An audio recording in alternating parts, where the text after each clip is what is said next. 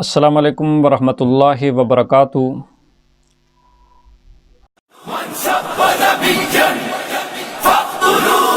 سن رسول اللہ نے کیا فرمایا؟ فرمایا من سب نبیًا فاقتلوہ، فرمایا قیامت تک جو نبی کے بارے میں بات کرے اس کو کاٹ کر رکھ دو، یہ میرا فرمان ہے رسول اللہ نے۔ آج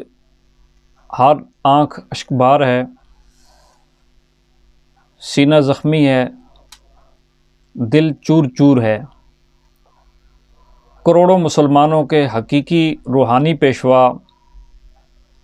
عالم بعمل، استاذ العلماء حضرت علامہ مولانا حافظ خادم حسین رضوی صاحب رحمۃ اللہ علیہ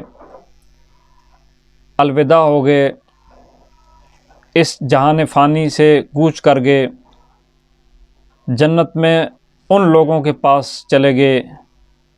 جن کے وہ گیت ہمیشہ ہمیشہ گایا کرتے تھے۔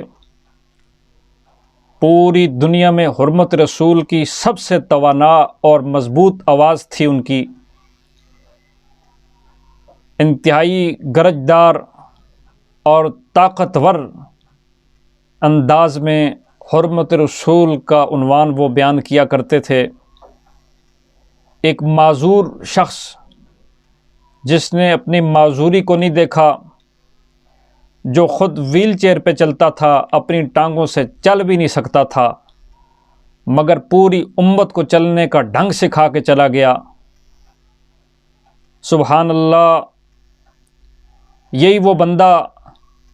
جو 1966 میں پیدا ہوا،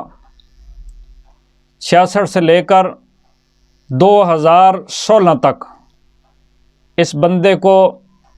سوائے چند افراد کے کوئی بھی نہیں جانتا تھا، نہ میڈیا پہ نام، نہ ان کا کوئی کلپ، نہ ان کو کوئی جلسے پہ بلاتا تھا، نہ ان کی واعظ و نصیحت، ایک مسجد تک محدود، اور مسجد بھی اوقاف کی مسجد۔ جب غازی ممتاز قادری شہید رحمۃ اللہ علیہ کا مسئلہ شروع ہوا تو اس بندے نے ان کی پھانسی رکوانے کے لیے سر دھڑ کی بازی لگائی، اور یہ بندہ میدان میں آیا اور تحریک لبیک کے نام سے ایک تحریک کا آغاز کیا، اور مختصر وقت میں یعنی 4 سال کے قلیل عرصے میں لاکھوں نہیں بلکہ کروڑوں لوگوں کے دلوں پہ حکمرانی کی، اور رہتی دنیا کو یہ بتا دیا کہ وَلِلَّهِ الْعِزَّةُ وَلِرَسُولِهِ وَلِلْمُؤْمِنِينَ، عزت اللہ کے لیے ہے، عزت اللہ کے رسول کے ساتھ سجتی ہے، اور عزت اگر سجتی ہے تو ایمان والوں کے ساتھ سجتی ہے۔ جو اللہ سے محبت کرتا ہے، اللہ کے نبی سے محبت کرتا ہے، اور پھر محبت میں اتنا ڈوب جاتا ہے تو ڈوب جانے والوں کو دنیا خادم حسین رضوی کے نام سے یاد کرتی ہے۔ 4 سال کے قلیل عرصے میں اس بندے نے اپنی جان کی پرواہ نہیں کی، دھرنے دیے، شیلنگ ہوئی، گولیاں برسیں، معذوری کے باوجود گرفتار ہوئے، لیکن نعرہ پھر بھی نہیں چھوڑا۔ ایک ہی نعرہ تھا، تاجدار ختم نبوت زندہ باد۔ آپ بھی نعرہ لگائیں،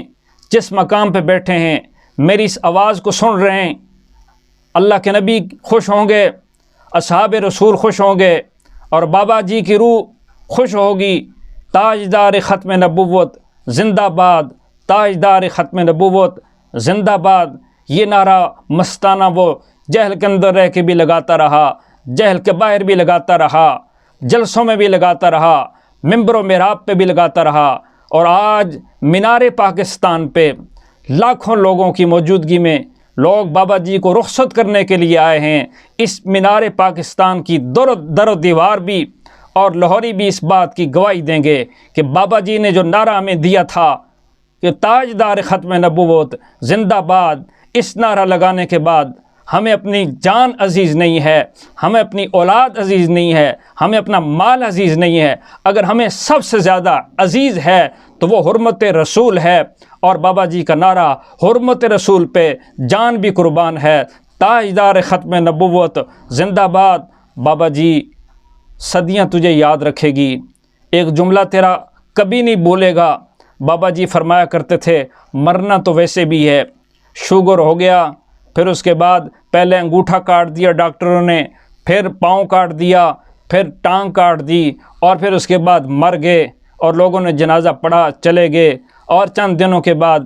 نام و نشان بھی مٹ جاتا ہے۔ لیکن بابا جی فرمایا کرتے تھے مرنا تو ویسے بھی ہے، چج نال کیوں نہ مریے۔ اس شان کے ساتھ دنیا سے رخصت ہوا کہ آج لاہور کی تاریخ میں بلکہ پاکستان کی تاریخ میں اس سے بڑا جنازہ اور کسی کا لوگوں نے نہیں دیکھا۔ اور لوگوں نے یہ تو دیکھا ہے کہ بڑے جنازے ہوئے، لیکن کن کے ہوئے؟ ان لوگوں ہی کے ہوئے جنہوں نے حرمت رسول پہ اپنی جانوں کا نذرانہ پیش کیا۔ میری دعا ہے اللہ پاک بابا جی کی مغفرت فرمائے اور بابا جی کا درجات بلند فرمائے، اور انہوں نے جو نعرہ لگایا تھا تاجدار ختم نبوت زندہ باد، اس کی پاسداری ہمیں کرنے کی توفیق نصیب فرمائے۔ اور تحریک لبیک اس وقت مغموم ہے، اور لاکھوں سنی نوجوان اس وقت بابا جی کے غم میں سوگوار ہیں۔ میں دعا کرتا ہوں اللہ پاک جو لوگ بابا جی کے جنازے میں شریک ہوئے ان کی مغفرت فرمائے۔ کچھ جنازے وہ ہوتے ہیں کہ ان کے جنازے میں شریک ہو کر میت کے لیے مغفرت کی دعا کی جاتی ہے، اور میت کو اللہ پاک اگر اس کے اعمال کم ہوں تو شریک ہونے والے جنازے میں جو لوگ شریک ہوتے ہیں ان کی وجہ سے اس میت کی مغفرت ہو جاتی ہے۔ اور کچھ اتنے خوش نصیب جنازے ہوتے ہیں کہ اس جنازے کے پڑھنے والے،